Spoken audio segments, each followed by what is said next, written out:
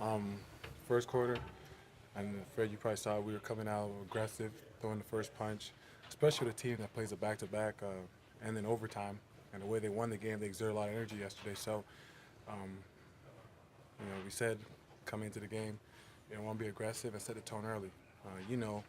Whenever a team's on a back-to-back, especially on the road, if they can get one of the two, the second game sometimes they usually relax.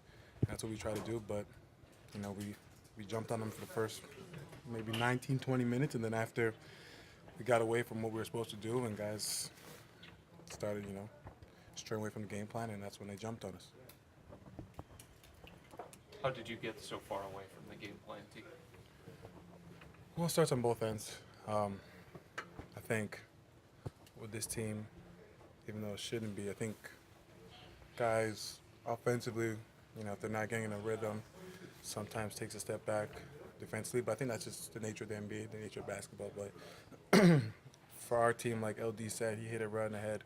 For our team, the margin of error is so small that we can't have those kind of screw ups. We got to be sharp every night just to give ourselves a chance to be in the ball game, especially with Kev out, a 20 and 10 guy. We got to be damn near perfect every night, play hard every night. And, some nights, some guys are going to step up offensively. They're going to have it going, but guys got to embrace that and understand at the end of the day, winning a game and being on a team and having success is like a puzzle piece. Not everyone can be the scorer. Not everyone can do what other guys do. You got to find your niche and do your role to a T. And at nights you get a little bit more. You get a little extra food on your plate to get some stuff outside of your role. You take advantage of it, but for the most part, you got to just do your job. And I don't think we did that after the first 20 minutes of the game. Tristan, can you give examples of getting away from the game plan? I don't mean for you to call individual teammates. No, I'm never gonna call anyone out. I think the easiest way to put it is just defensively. First, Herman Gomez checks in the game. He's in the game to do one thing, which is to space the floor. They run a pick and roll with Miles Plumlee and Monty Morris. We're gonna drop in ice, and if the low man pulls in, guy X is for you on the backside. You gotta help the helper. It's not just low man pull over, and then everyone says screw it, everyone else is on their own. The low man pulls over, the guy's in the X, Herman Gomez on the wing, the guy at the top of the keys got to shift over to the other wing and take Gomez. So you can't have him come in the game and have 23 points.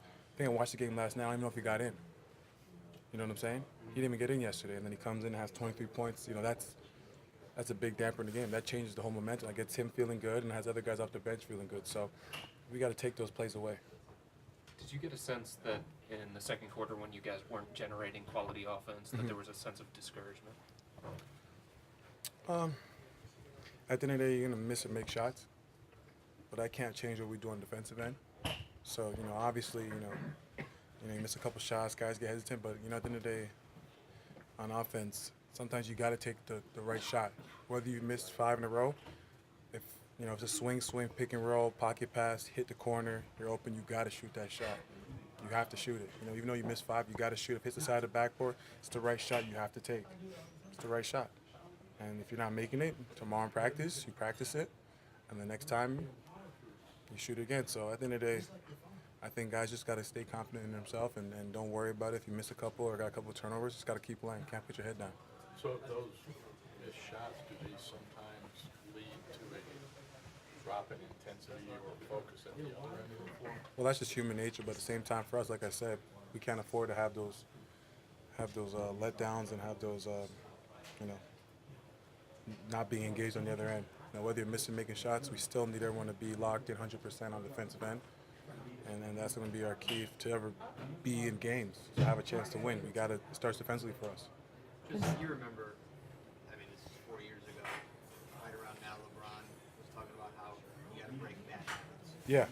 And then LD just kind of said the same thing. Yeah, no, he's definitely right. We got some bad habits. We got guys that got some bad habits. I'm not going to get into detail because that's not who I am as a person. So we got some bad habits that we'll address within the team.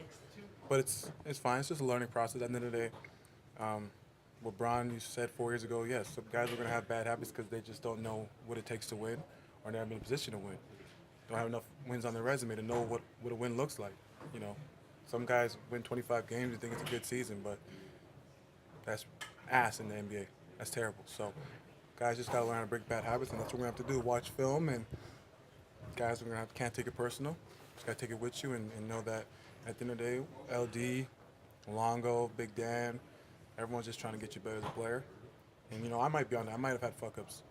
At the end of the day, coaches want you to be the best player you can be. And if you're 1% better for this team, you can generate wins.